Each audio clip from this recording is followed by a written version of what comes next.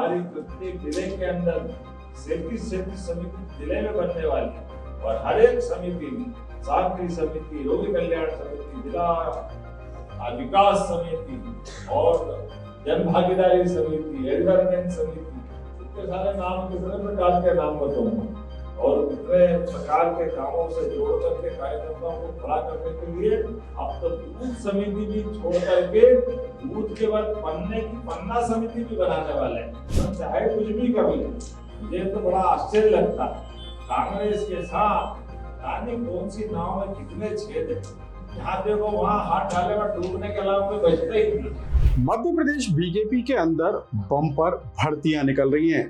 आप ये सुनकर चौंक जाएंगे, लेकिन आज हम आपको जो रिपोर्ट बताने वाले हैं उसके मुताबिक मध्य प्रदेश में बीजेपी ने भाजपा के कार्यकर्ताओं को खुश करने के लिए एक ऐसा प्लान इजाद किया है जिसके जरिए पार्टी अपने कार्यकर्ताओं को खुश कर देगी।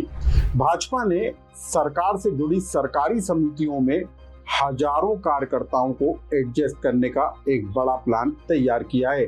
आखिर कैसे ये समितियां काम करेंगी और कौन सी समितियां होंगी जहां पर बीजेपी के कार्यकर्ताओं को एडजस्ट किया जाएगा और इसके पीछे बीजेपी की आखिर वो कौन सी रणनीति है जो 2028 के चुनाव में बीजेपी के लिए एक बड़ा मास्टर स्ट्रोक बनकर सामने आ सकती है। इस पूरी कहानी को विस्तार से जानिए। नमस्कार, मैं हूं अनुराग श्रीवास्तव और आप देख रहे हैं लोकमत हिंदी। मध्य प्रदेश में मोहन सरकार को 2.5 साल का कार्यकाल पूरा होने को है और इसी बीच एक बड़ी खबर निकलकर सामने आ रही है। मध्य प्रदेश की मोहन सरकार ने एक ऐसा प्लान तैयार किया है जिसके जरिए पार्टी के हजारों कार्यकर्ताओं को खुश कर दिया जाएगा।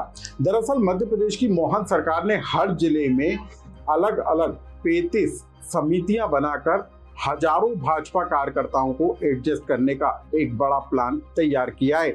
इसका खुलासा खुद मध्य प्रदेश के मुख्यमंत्री मोहन यादव ने किया। दरअसल पार्टी जो है मध्य प्रदेश में कार्यकर्ताओं को जमीनी स्तर पर सक्रिय बनाने की कोशिश में है और साथ ही सरकार के साथ उनकी भागीदारी को बढ़ाकर उनमें नया जोश भरने की कोशिश में लगी है। और यही वजह है कि मध्य प्रदेश में जिलों में 35 ऐसी समितियों का गठन किया जाएगा जो सीधे सरकार के विभागों से जुड़ी होंगी।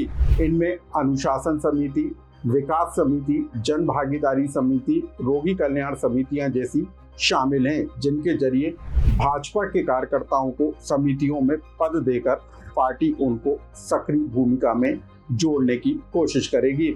आखिर क्या कुछ मोहन यादव ने इस पूरे प्लान को लेकर खुलासा किया, आप खुद मुख्यमंत्री के इस बयान को सुन लीजिए।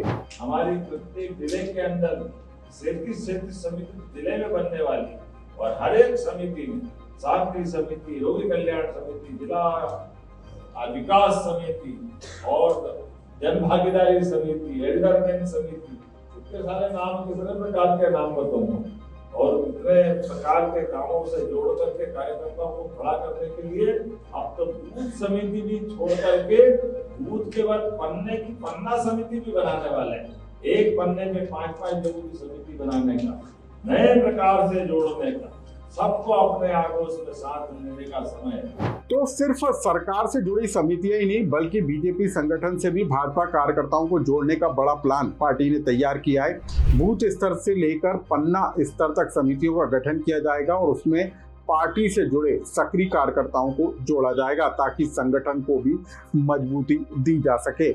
हम आपको बता दें कि मध्य प्रदेश के मुख्यमंत्री मोहन यादव ने पश्चिम बंगाल और आसाम के चुनाव नतीजों के बाद अपने तेवर भी बदल लिए हैं और मुख्यमंत्री अब सीधे विपक्ष पर हमलावर नजर आ रहे हैं। मुख्यमंत्री मोहन यादव ने एक कहानी के जरिए कैसे विपक्षी नेताओं पर हमला बोला, आप इस बयान को भी सुन लीजिए। चाहे कुछ भी कर ले, मुझे तो बड़ा आश्चर्य लगता है कांग्रेस के साथ रानी कौन सी नाव में कितने छेद है, जहाँ देखो वहाँ हाथ डाले और डूबने के अलावा कोई बचता ही नहीं।